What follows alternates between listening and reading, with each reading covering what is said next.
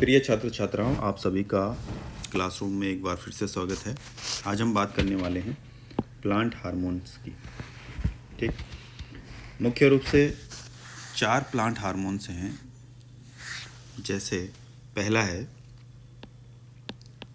Auxin, दूसरा है gibberellin, अगला है साइटोकाइनिन और चौथा है एब्सिसिक एसिड। तो सबसे पहले हम बात करते हैं ऑक्सिन की।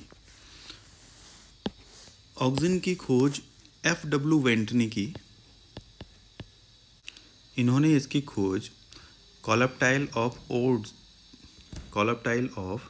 ओट्स सीडलिंग से की। पौधों से प्राप्त ऑक्सिन हैं जैसे IAA, जिसे कहा जाता है इंडोल 3 एसिटिक एसिड। इसी तरह से दूसरा है IBA, जिसे कहा जाता है इंडोल ब्यूटेरिक एसिड। तो ये जो 2 ऑक्सिन हैं ये पौधों से प्राप्त किए गए हैं। इसके अलावा कुछ सिंथेटिक ऑक्सिन भी हैं। सिंथेटिक यानी कि जो हमने लैब में तैयार किए हैं, कृत्रिम ऑक्सिन। पहला है NAA, नेफ्थलीन एसिटिक एसिड। दूसरा है 2,4-D 2,4-डाइक्लोरो फिनॉक्सी एसिटिक एसिड। तो इस प्रकार से ये कृत्रिम रूप से प्राप्त किए गए ऑक्सिन हैं ये दोनों। अब हम बात कर लेते हैं कि ऑक्सिन काम क्या करता है। ऑक्सिन का मुख्य कार्य है एपिकल डोमिनेंस। अब एपिकल डोमिनेंस से क्या तात्पर्य है? देखिए, एपिकल डोमिनेंस का अर्थ है कि यहाँ पेड़ के सबसे ऊंचाई वाले हिस्से यानी कि जो ये टॉप है इसको हमेशा टॉप में ही रखता है। यानी कि इसकी जो अन्य शाखाएं हैं, ये जो बाहर बाकी शाखाएं हैं, ये इससे कम ऊंचाई प्राप्त करती हैं। इसके अलावा यहाँ जो बाकी शाखाएं हैं, लैटरल बड्स हैं, इनकी लंबाई को ये रोकता है, यानी कि इनको ये ज़्यादा नहीं बढ़ने देता। ठीक, इसी कारण से जो ये ऊपर वाला हिस्सा है ये ऊंचा ऊंचा होता चला जाता है। आपने पेड़ देखे भी होंगे कि बिल्कुल हमेशा कुछ ऐसे ही शेप में रहते हैं, ऐसे, और उनका एक हिस्सा ऊंचाई को छू रहा होता है। ये ऑक्सिन की वजह से ही होता है। चलिए, अब दूसरे पे आते हैं हम, जिब्रेलिन पे। जिब्रेलिन की खोज T. यबूटा और होयाशी ने की। इन्होंने इसे जो राइस प्लांट है यानी कि जो चावल का पौधा है उसमें एक डिजीज़ होती है बकाने, उससे इसे आइसोलेट किया यानी कि पृथक किया। जिब्रेलिन 100 से अधिक प्रकार के होते हैं। 100 से अधिक प्रकार के ये हैं, जैसे GA1, GA2, GA3, इस तरह से ये 100 से अधिक प्रकार के हैं। अब जिब्रेलिन का कार्य क्या है? जिब्रेलिन पेड़ों में जो फ्रूट लगे होते हैं उनको ये अधिक देर तक उसमें लगे रहने देता है। यानी कि अगर आप जिब्रेलिन की मात्रा बढ़ा दें, जिब्रेलिन दे दें पौधे को, तो फ्रूट ज़्यादा देर तक पेड़ पर टिके रहेंगे, गिरेंगे नहीं। जिब्रेलिन पौधों की कोशिकाओं की लंबाई को बढ़ाता है। यानी कि इसकी लंबाई, कोशिकाओं की लंबाई अगर छोटी है तो अगर आप जिब्रेलिन का प्रयोग करेंगे तो कोशिका की लंबाई बढ़ जाएगी, और लंबाई बढ़ने के कारण पौधे की जो ग्रोथ है वो बढ़ जाती है। जिब्रेलिन सीड जर्मिनेशन में, फ्लावरिंग में और फ्रूट राइपनिंग में कार्य करता है। यानी कि अगर आपका बीज जर्मिनेट नहीं कर पा रहा है तो आप जिब्रेलिन का प्रयोग कर सकते हैं। सीड में जल्दी टिश्यू आ जाएंगे। फ्लावरिंग नहीं हो रही है यानी कि फूल नहीं आ रहे हैं तो जिब्रेलिन का प्रयोग कर सकते हैं, पौधे में फूल लग जाएंगे, फूल आ जाएंगे। और अगर आप फल जल्दी पकाना चाहते हैं तो जिब्रेलिन का उपयोग इसमें कर सकते हैं। अब हम बात करते हैं तीसरे हार्मोन की, जो कि है साइटोकाइनिन।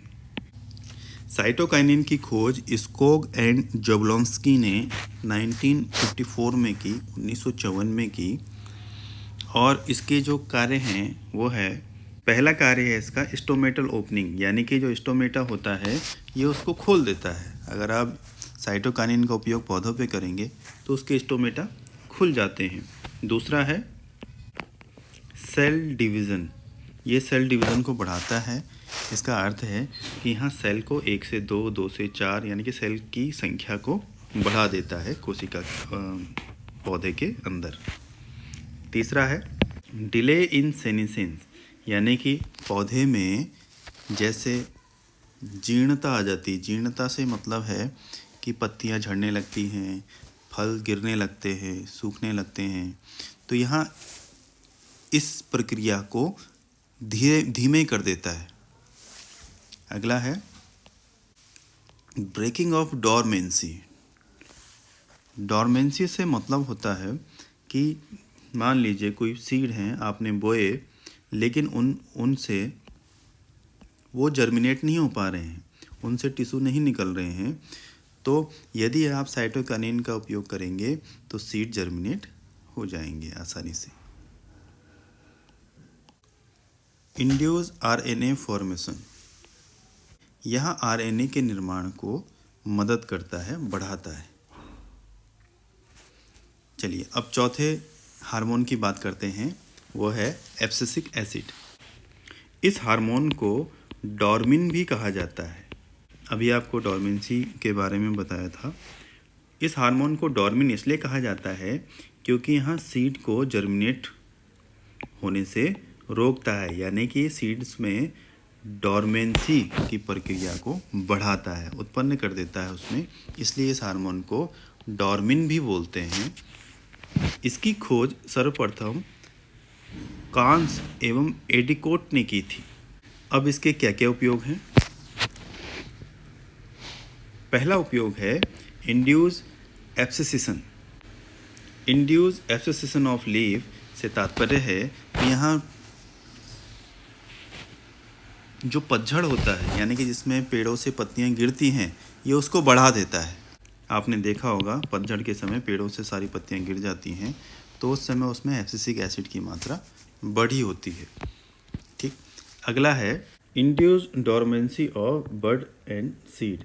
यहाँ बड यानी कि कली और सीड यानी कि बीज, कलियों और बीजों में डोरमेंसी उत्पन्न करता है। अगला है इंड्यूस सेनिसेंस। सेनिसेंस से तात्पर्य भी वही है कि यहाँ जीर्णता को बढ़ाता है, अर्थात पत्तियों का झड़ना, फूल फल का झड़ना। अगला है इनहिबिट फ्लावरिंग,